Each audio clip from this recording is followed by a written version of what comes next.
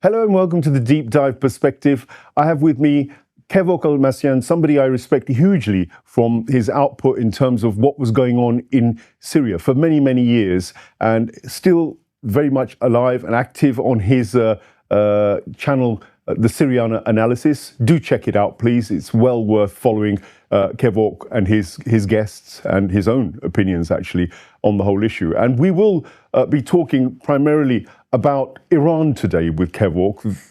We've got the issue, of course, of a war which affects everybody in the region now. It's not just the Islamic Republic of Iran. Clearly, the reverberations have already begun, and it's already very much becoming a regional, phenomena.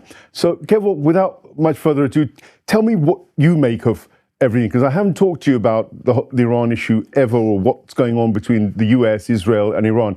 Give me your overview first, please.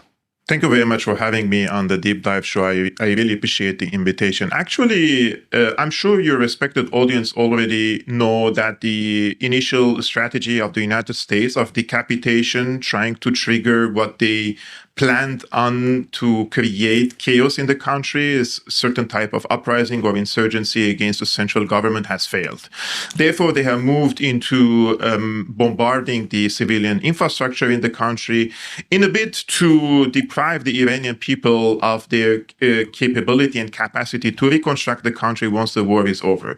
Now, Donald Trump, yesterday, he gave a speech to his nation, and he sounded very barbaric, because what he literally indicated that their bank of goals or bank of targets has been exhausted. They no longer have serious military targets to hit in Iran. Therefore, they want to turn Iran into the Stone Age. And this is according to him. Now, this is what I argued 2 days ago. And I said, the goal now in Iran is to destroy Iran's economic strength and power in the country once the war is over, so the population would be pushed under the poverty line. What they have tried to do in the past 40 years is they have imposed draconian sanctions against Iran because they wanted to stop Iran's rise in the region as an independent sovereign country. And despite all the sanctions, covert operations, psychological operations, and even attempts for a coup d'etat and sometimes trying to fund insurgents in the country, all these strategies and all these smaller tactics have failed. And despite that, you can see that Iran has built, to the surprise of its supporters and to the shock of its enemies, a strong, in my opinion, sovereign nation state. And I would like to really draw some parallels now with Syria, because Syria has been, the system in Syria was built around a person. And that person was Hafez al-Assad and then Bashar al-Assad. And once the person left or ousted, the system crumbled. Iran has not built a system in that nature. So it has built a nation state, and you can see that there is a clear hierarchy and responsibilities of the officials. And even if you, what they call a decapitation of the leadership, the hierarchy doesn't crumble. And this was very surprising, as I said, for many, many people, because we were also consuming the same propaganda in the mainstream press. At the end of the day, as much as we try to immunize ourselves from the propaganda, it is everywhere, even on social media platforms. So many people, including myself, and I have to confess this, because I didn't expect Iran to fight this way. And I thought that they will compromise. And they were ready to talk with the Americans. But the Americans, in my opinion, have given the Iranians a service, a historical service, and by urging the Iranians to close the Strait of Hormuz and retaliate against the assets in the region. For the first time in the past 40 years, despite all these sanctions and attempts to destabilize Iran, for the first time, Iran holds a leverage against the Americans, and that is the Strait of Hormuz, and that is its assets in the region. Therefore, for the first time, it is Iran who can set the demands and the conditions in any future negotiations or talks with the Americans, and this will include the future of the Strait of Hormuz. So there will be a new architecture, how they would manage the flow of the fuel from the Strait of Hormuz, which is 20% of the global energy market.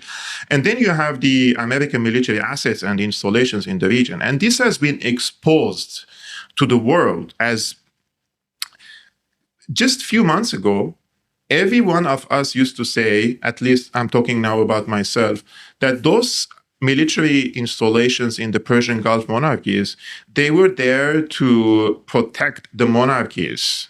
Sure. And it turned out that those were to protect Israel. And these Persian Gulf monarchies, they have accepted American bases on their soil to protect Israel. This is a huge difference which was exposed to the public's eye nowadays, that without the eyes that the Americans have built in these Persian Gulf monarchies, Israel would be blinded, because Israel cannot detect and intercept and destroy Iranian missiles coming from Iran without these eyes, without these technologies in Saudi Arabia, in Qatar, in the UAE, in Bahrain, in Kuwait. So all these monarchies have also exposed themselves to the public eye. So you can see that everything in terms of the military war, in terms of the information war, it turned in the favor of Iran. For the first time, at least in my observation, I see American people wish that their country would lose this war against Iran. And Iranians, in my opinion, have given a very serious lesson to the American empire in this case, that there is a limit for what America can achieve in the region. And from now on, we can see that Americans will have to withdraw from some of the geographies, because the overstretching 800 military bases, trillions of dollars of debt in the United States, plus the allies of the United States are turning against them. They're not allowing, for example, in France, Italy, and now Spain, they're blocking some of the cargo ships going to Israel. And because they say that once we allow it, then Iran will block the Strait of Hormuz. And we go back to the same point. Iran holds the card here. And in this case, I think any solution in the near future will take Iran's interests at heart, and Iranians will emerge in the region as a strong regional player, much stronger than they used to be in the past, and they cannot really ignore this fact any longer. And therefore, these Persian Gulf monarchies are in panic, because, let's be honest, they have made themselves vassal states and dependent on American protection. And if the Americans withdraw from this region or minimize their presence in the region, they fear that they would be living under the umbrella of the Iranian regional power. And that is something that is sending signals in these countries that they have to double down on their alliance with the United States and Israel. And this is suicidal, in my opinion. Iran is an Islamic country. And I think that these countries should shake hands with Iran instead of this animosity with Iran. And if this region cooperates and integrates its economies together, imagine how relevant and how important and how strong this region would be. We have this, this region has enormous wealth. Yes. And we're not only talking about energy, we're talking about also earth minerals. We're talking about trade and maritime trade routes. We're talking about geopolitical position. And most importantly, this is one of the regions where the birth rates are very, very high. This is an active and young region which could not only compete with Europe, it could overcome Europe. It would be more relevant than Europe. Europe is an aging continent. They are no longer producing in this region. They are deindustrializing after they cut themselves from the Russian gas. I see. Now the prices here in Europe is skyrocketing because of this, again, conflict in the region.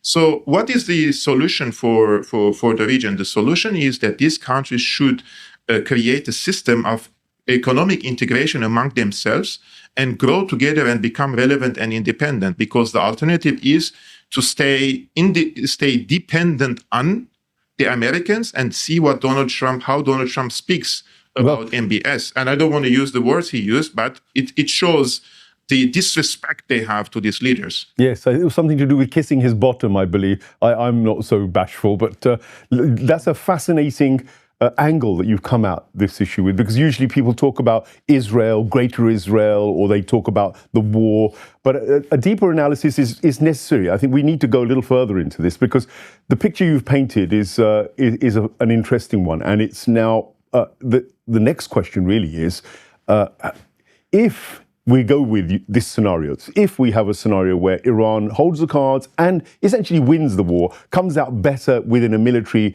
engagement, and the American bases are wiped out, for instance, leaving no cover for those dictators and the Arab monarchs, who were actually, by the way, installed by the British Empire in the first place, and pretty much, to the service of the empire, and many will say are still serving the empire. So, given that the shake-up will hit these monarchies, there's a vacuum. Clearly, they're not capable of defending themselves militarily. We know that the Saudis have started warming up to the Pakistanis, for instance, which is a nuclear power, and they want to bring Pakistan into the equation somehow. We know Erdogan has a habit of watching like a vulture and swooping in wherever he sees there's a weakness, and he did that in Syria to some extent. Being a NATO member, he betrayed Syria, he betrayed the Astana talks and agreements, etc., that were emerging, and he stabbed, I guess,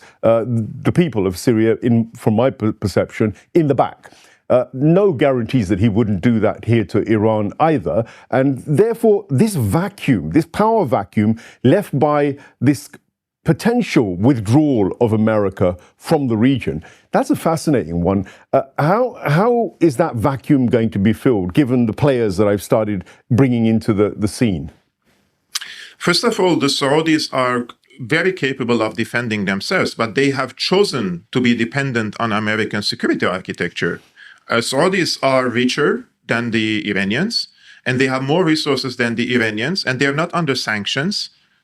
But they have chosen to bring American forces to defend them. And this is a point that we have to raise, because sometimes it's a wrong decision that leads into a strategic dependency on the United States. And once you bring the Americans to your country as a protector, it will be like it's like a parasite that it goes inside your society, it goes inside your political system, the media class, and everything becomes embedded with the American interests in the region. Saudi Arabia in the 70s is not the same Saudi Arabia now. Back in the day, in the 70s, when we heard the king back in the day, he was bashing the Zionists and saying that they are the true problem in the region. And nowadays, MBS and, of course, the previous ones have a different approach. I think the withdrawal of the Americans from the region will be gradual. We're not going to see it, let's say, in the next few weeks, but they will come to the realization that they have to prioritize their expenses, and they have to prioritize their economic instability or stability. In this case, that Americans themselves inside the country, they have voted for Donald Trump because he promised them peace, and he promised them no longer wars, and especially in the Middle East. And now you can see there is a clear distinction among the people that once a president, once a politician, whoever he is, as much as famous he is, it doesn't matter. Once you go to war, you lose. And this is how Donald Trump lost his, in my opinion, the credibility among the MAGA base, first of all, and he will lose the elections in November because of this war.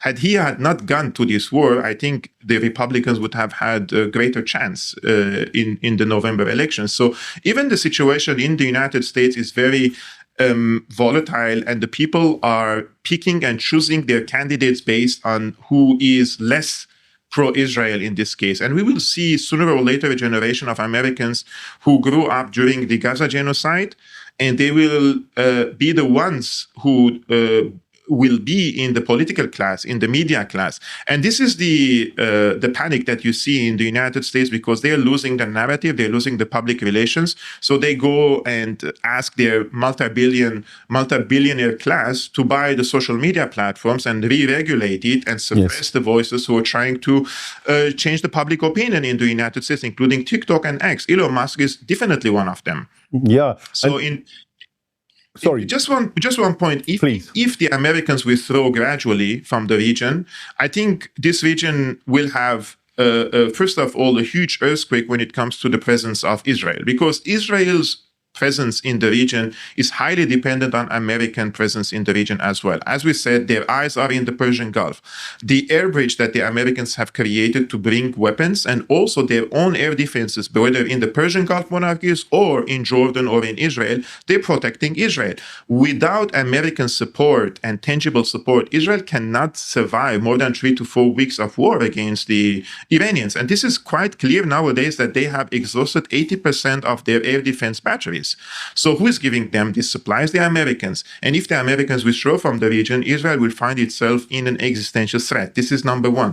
Number two, we will see Iran and Turkey, Iran's and Turkey's influence expanding in the region, because those are the two serious players who have built strong nation states and armies capable of projecting their geopolitical might in the region. Saudi Arabia has not built that. Syria has been destroyed. Iraq is unfortunately divided into 3 parts still. We don't know how the situation will develop. And then you have all these vassal states in the region, unfortunately, including Lebanon nowadays. The government is a vassal, the political class is a vassal, even the media class is a vassal, except for Hezbollah now in Lebanon. The entire country, unfortunately, has become in the hands of the Americans and the Saudis. But this will change dramatically, because once the Americans withdraw from the region, the Saudi, these kingdoms who have built and established their so-called legitimacy on the American protection, they will, just like Israel, find themselves in a very difficult situation. And when that time comes, they don't have a military capability to counterweigh Iran. Therefore, they have to shake hands with Iran. So it's a very bitter lesson for them to learn from this war. Interesting indeed. And I remember Saddam Hussein, with a pretty mediocre military outfit, walked into Kuwait and pretty much took it over within a matter of days, until, of course, the Americans, who probably had created a trap for him there anyway, came in with their shock and awe and started and used it as an excuse to blitz Iraq and essentially take over Iraq. And they still are in charge of most of the wealth of Iraq, and Iraqis can't use their oil wealth without the Americans say so. So yes, they're still occupying Iraq in that sense. But, you know, that shows that these vassal states, which I call the Arab monarchies, vassal states of the Zionist empire anyway, the Anglo-Zionist empire. So is there any chance that they can break free without they themselves all being, you know, in one way or another, attacked or assassinated or destroyed? Because Israel has an agenda within this. It wants to fill the vacuum. It doesn't, it has kind of a relationship with Erdogan, I think, which is actually off the record quite sound, because Turkey's pumping oil still from Azerbaijan into Turkey, into the IDF's military tanks, you know, the Merkavas and all of the planes, the fuel. It's all coming from somewhere, and that somewhere is largely from the Turks. Trade is still buzzing between the Turks and the Israelis, and they still have diplomatic relations. And given that Turkey did what it did in Syria, do you think Syria could become, if you like, the tool which is used to make sure that Iran doesn't get a huge influence over these kinds of weaker Arab states? Is that a viable option, given it has a military force and it's part of NATO and it has relations with Israel? Actually, Turkey has done something very serious in the region. During the peak of the conflict with Israel after October 7, when there was this unity of front lines, let's say the Lebanese engaged, the Palestinians were also at war, you had the Yemenis and the Iranians and the Iraqis. During the peak of the war, when the assassinations of the, let's say, the military and political leadership of Hezbollah happened in Lebanon, and there was a pager attack, and Hezbollah was in true shock. And Hezbollah has received, we have to be honest, like it was a real and serious blow to Hezbollah, that they were trying to calculate what happened and evaluate it. During the peak of this moment, when people were still talking about the assassination of Nasrallah, what Turkey has done has broken the chain in the axis of resistance. And this chain was in Damascus. You remember during the peak of the war, Israelis bombed the Iranian consulate in Damascus, because many of the consultations and also the planning and the meetings were also happening in Syria. And Syria was also a supporter of Hezbollah. There was an open border for them to receive their weapons and also logistics. And at the end of the day, these borders between these countries are just all artificial borders. So Syria has created, in my opinion, a situation for the Iranians and for Hezbollah, a ground to thrive and also challenge the Israeli military in the south of Lebanon. So by breaking this chain, Turkey has given a great service for Israel. They have taken out one of the most important, in my opinion, players from this axis of resistance, and then opened the skies of Syria to the fighter jets of Israel to fly all over the Syrian skies now, go all the way to the northern Iraqi Kurdistan, and then bomb inside Iran, because the Iranian air defenses are their weak point, and they know it, and that's why they go from the north to from Syria to northern Iraq and bomb inside Iran in some of the cases in an easy manner because of this free space that Erdogan has created and has given on a golden plate to the Israelis. So plus you have the gas that is coming from Azerbaijan. It's not something minor. Azerbaijan gives this gas through the Ceyhan port to Israel. Israel operates its industry, operates its infrastructure, and also fuels its own military. And then Israel sends weapons to Azerbaijan. Azerbaijan ethnically cleans the Armenians from Nagorno-Karabakh. And on the Nagorno-Karabakh territory, they build 5 air bases. Some of them are spying on Iran.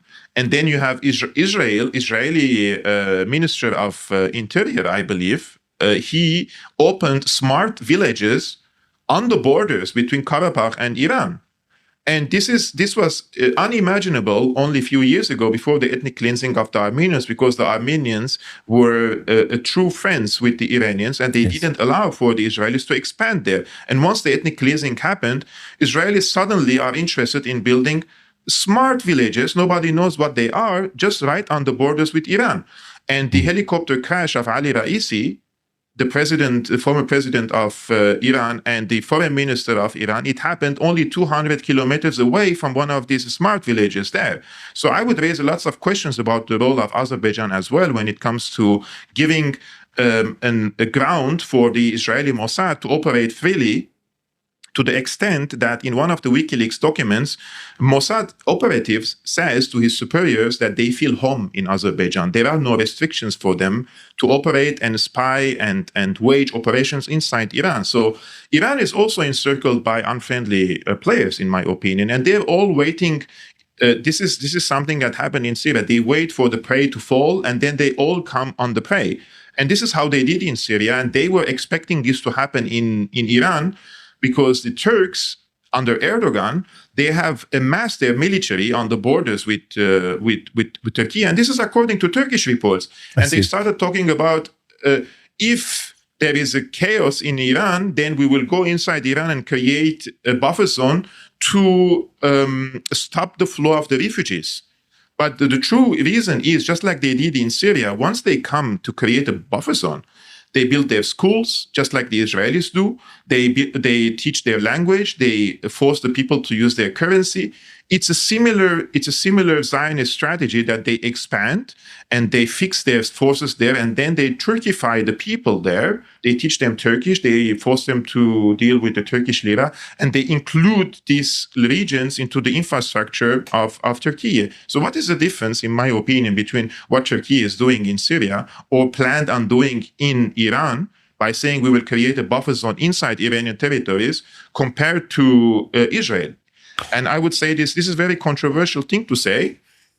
I'm sure that I have the freedom to say this. Absolutely, please. I believe Turkey under Erdogan is very, very dangerous. And sometimes it's more dangerous than Israel for a simple reason.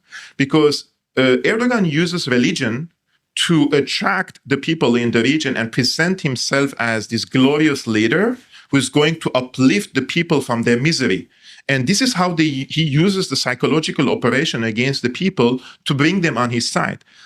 Turkey does the same thing, but they cannot convince the people to become Jewish. Israel can do ethnic cleansing, but without ethnic cleansing, they cannot expand and occupy territories. And Turkey, unfortunately, expands without ethnic cleansing by trying to manipulate the people's minds. And they have lots of outlets in the region to propagandize the people as well. I think Iran won't be averse to, looking at this analysis that you've made, because it's a very, very poignant one. Because, of course, the Turks have their own control on certain Kurdish factions, for instance, which were warming up for possibly making incursions into Iran. That's the Kurdish Iranian branch, if you like. And there's, of course, the hold that Erdogan still has over Giuliani. Let's not forget that he still very much pulls the strings practically, and the Turkish military is there within Syria. So there seems to me the option for the Americans and the Israelis, who clearly haven't got the stomach to fight Iran toe-to-toe in ground operations. All the talk of ground operations has gone on so far is just doom and gloom, because they're saying even if you landed 20,000 American troops, when they don't even have the capacity, it seems, to do that properly, the Iranians, with their 1 million strong army and whatever missiles and drones they have ready waiting for them, would do a turkey shoot, especially if they landed in those islands that they keep talking about, or if they landed on mainland Iran. I don't think that would be a comfortable battle that the Americans could ever get out. So one of the options they could have is to do what they've been doing quite a lot, the use of proxy forces. So using ISIS, using the Kurds, using the Turks. And of course, they've got the money from the Saudis. They can use the Saudi oil, as they did with Syria, use the money to go in and finance and support these soldiers. ISIS soldiers in Turkey were being paid up to $3,000 a month, while the Syrian soldiers were getting $20 a month if they were lucky, from what I gather. So there is this weapon of money and the Turkish military power and these proxies, which I think is still a very serious consideration. Do you think there's much chance of that scenario playing out, do you think, like a triggering of all these forces to take on Iran, essentially?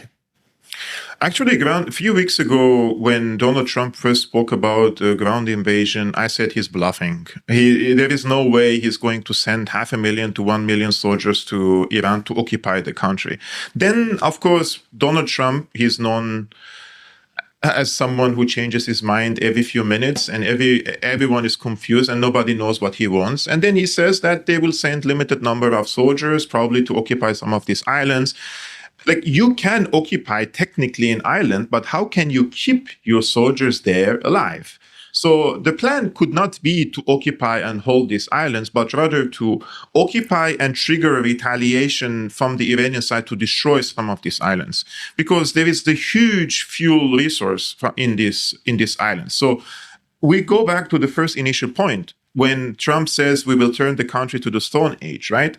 The idea is they know they lost strategically, but they want to make life so difficult for the Iranians in the aftermath of the war. So all I'm saying is there can be a conspiracy to send troops to one of these or two of these islands for these islands to be destroyed, for the infrastructure to be destroyed, because then you will need probably a decade to reconstruct the technologies you have to extract the oil and resell it. And this would send Iran 50 years back in time, right? So probably I'm saying because they are so evil in their mindset, and this is something we shouldn't underestimate.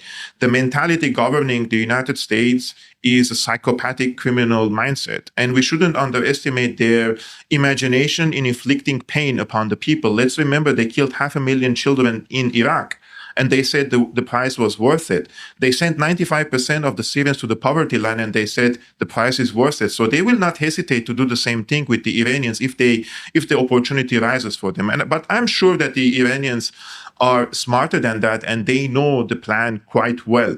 And they have already demonstrated over and over again that they know where to hit and where it hurts the most for the Americans. And this is what I argued in one of my articles. I said Iran's Samson option.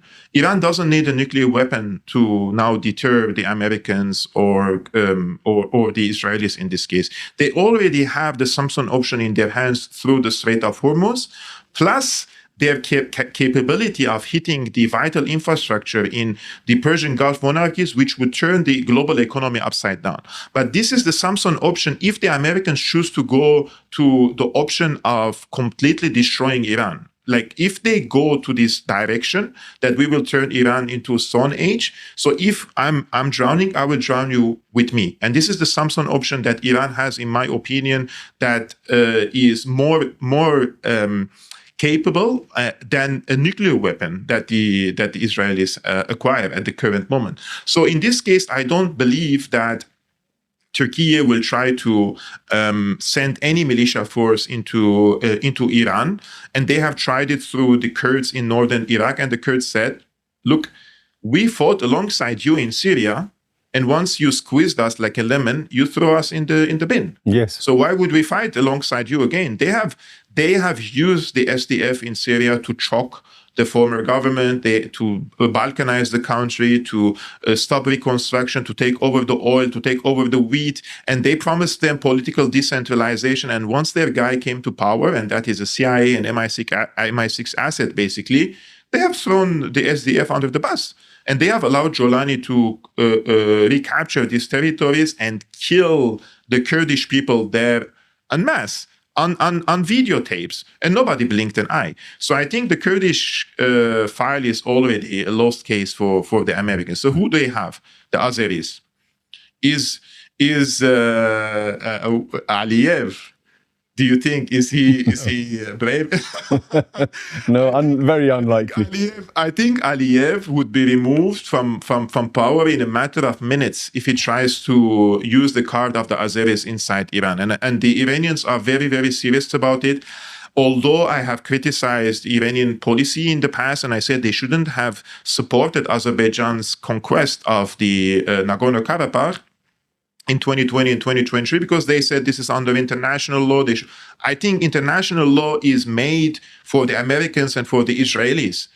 It only applies on the weaker parts. It doesn't apply on the US or on Israel or their allies when they commit crimes, when they go into wars of aggression. So every country should protect its interests first before the international law, which would be implemented against their interests. And in this case, unfortunately, the moment Nagorno-Karabakh was gone, the Israelis have acquired more territory and more depth inside Iran. And I would not hesitate to say that one of the places where they planned these riots against Azerbaijan against Iran was in Azerbaijan. Yes. This is the place where they planned. This is the place where they executed, and this is the closest place for the Mossad to plan and execute such plans.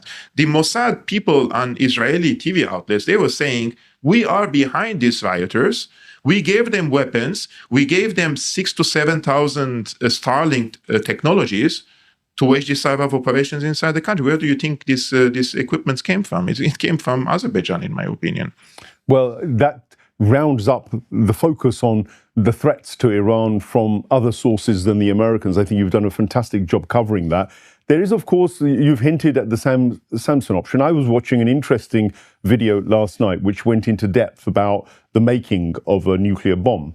And we all know that Iran has a 60% capability with its centrifuges. We also know now that there are so many deep caverns in those Zagros mountains or any one of the range of mountains that Iran has, that they are more than likely to have the capability or all the components they require for actually having the bomb. And that, in a way, is an interesting deterrent, because they've been hitting Dimona, and Israel hasn't at the moment said openly that we're going to consider the Samson option necessarily. That hasn't been stirred. I'm wondering whether Iran has sent them indirect messages that actually, you know what, we don't even need to do a test bomb on this nuclear weapon. We know we can make it. You know we can make it. So if you go that way, then our next return will be that you've only got 3 cities. You've only got Haifa and Tel Aviv and maybe one or two others, and we can wipe them out. That will be the end of Israel. And in a nuclear Armageddon, the fallout will hit the Arab monarchies, it will hit the whole of the region and perhaps the whole world, not just in terms of the people that are killed, but the governments that are overthrown, but also the contamination and the ecocide that's going to occur. I don't hear a lot of noise from the likes of the UN and all these other outfits to create a deterrent. In fact, I heard Grossi, the rather disgusting head of the atomic agency, the AIEA, actually say that the only way to finish Iran's nuclear capability was to nuclear bomb it, to destroy it. That's shocking for somebody who's linked to the UN to say that, given the situation that we're in. What do you make of that? Sir, the OPCW, the Organization for the Prohibition of Chemical Weapons, they have changed the conclusions of their own researchers on the ground in Syria during the Douma alleged chemical attack. They have suppressed it, they have changed it, they have changed the conclusions, and then they have sidelined the researchers and never contacted them. So these things happen in the UN. In 2002, Jose Bustani, who was the head of the OPCW, when he had the guts to say, no, Iraq doesn't have chemical weapons. So when you had an honorable person in charge, John Bolton went to his office, and he told him, we know where your children are. So this is the type of gangsters we have. The gangsters, basically. He's a gang. Those people are gangsters.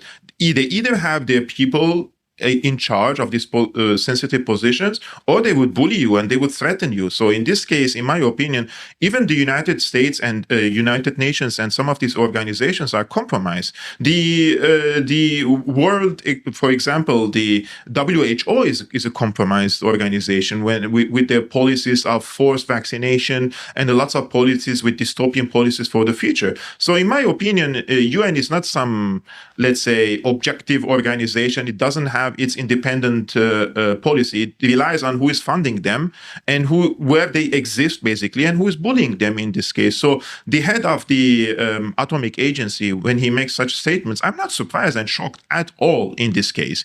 Plus, I want to say about the nuclear capability of Iran. Iran has the threshold and the capability. So this is where they stopped. They send a message to the Americans that we can, if we want to, but this won't happen unless we are first attacked by Israel. And Israel, how many nuclear weapons they have, how many tactical nuclear weapons they're going to use against Iran? Are they going to use every single missile? Are they going to nuke them one tactical nuclear? So one tactical nuclear weapon against, let's say, a big city like us. I'm just talking about scenarios, right? Hypothetical. God forbid, hundreds of thousands of people were perished. It's a 90 million population country, huge, vast of territory. They're not going to finish on Iran from a first strike or a second strike or a third strike. The first strike, if God forbid Iranians receive, they will make up their nuke. And what the Israelis suffer from is called the geographical deficit. And that is, Israel is a very small, like if you look at it from the Jordanian border to the sea. It's a very small country, highly densely populated areas in Haifa and Tel Aviv and in certain places. And you don't need more than one strike against them to completely finish on the Israeli state, unlike what Israel can do on the Iranians. So I was too much against the idea of these reformists. For example, Javad Zarif was publishing articles saying, oh, we have to move from the policy of confrontation to the policy of opportunities. What is the policy of opportunities in your mind? Opportunities with who exactly are you talking? They don't want to cooperate with you. They see Iran as an obstacle, whether you like it or not. Whether you fight or whether you negotiate, the outcome is the same.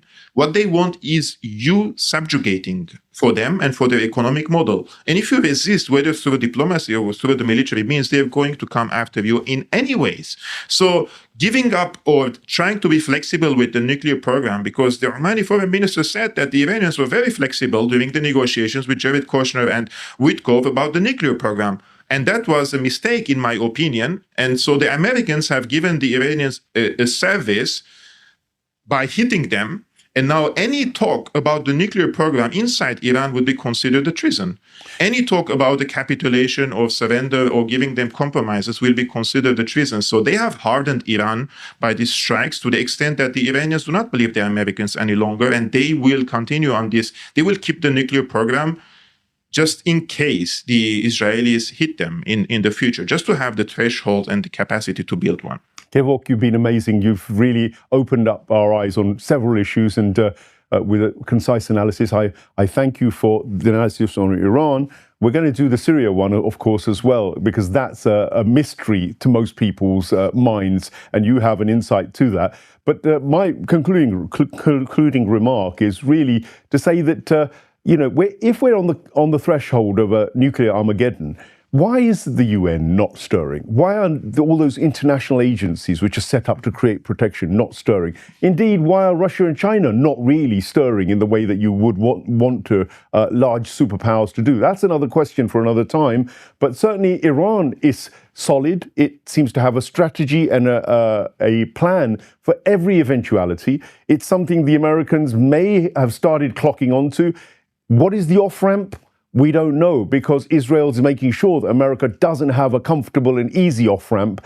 We can only pray that they find one and do something to be able to avert further bloodshed and disaster. Although some of us may well also think, well, why not finish off the empire? Because the only way to finish the forever wars in West Asia, which have been going on since the first Gulf War, at least, when Iran was attacked by Saddam at the behest of the Americans, etc., it's been incessant. And there have been tens of millions of people killed, hundreds of millions displaced, and you here in the West moan about migration and moan about refugees, when actually your governments that you elect go and kill, murder, maim children, displace people, and cause misery so that there's no economic infrastructure for people to live in, and you even cause the death and destruction of Christians in that region. You're virtually emptying the West Asia of Christians because of these policies of your government, the Starmers, the Trumps, the Bidens. They're all the same. So you have a responsibility not to just sit on the sidelines on this one. You need to change your establishments. Maybe regime change is a good idea in the West to get rid of the Epstein class and to get rid of those people who seem to think it's fun to kill children and to have wars constantly. That's something that's on us. We can't say that we don't have blood on our hands. We're the ones electing these psychopaths into office who then meet the likes of Gilani and one minute call them terrorists and next minute are shaking their hands saying they're not terrorists. Who's the fool here? Is it the government who is actually pulling all these things? Is it the Epstein class behind them which runs these affairs? Or is it us who are the fools who for actually allowing this to happen? Thank you for watching.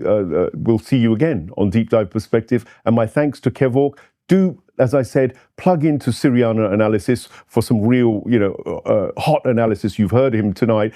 There's a lot more of that to come. What I would also say is that like, share, and subscribe to our channel, because it's independent people like Kevork. They don't get paid for this sort of thing. We do this because we want the truth out there and we fight for the oppressed. And I think it requires the support of you guys to be able to support channels like us so that we can take on legacy media, which is only anesthetizing you towards becoming complicit in terrorism. That's what they do. There's no difference between the media arms of the Zaya Western agencies and the terrorists on the ground that actually chop off people's heads and kill people. Thank you for watching. Take care.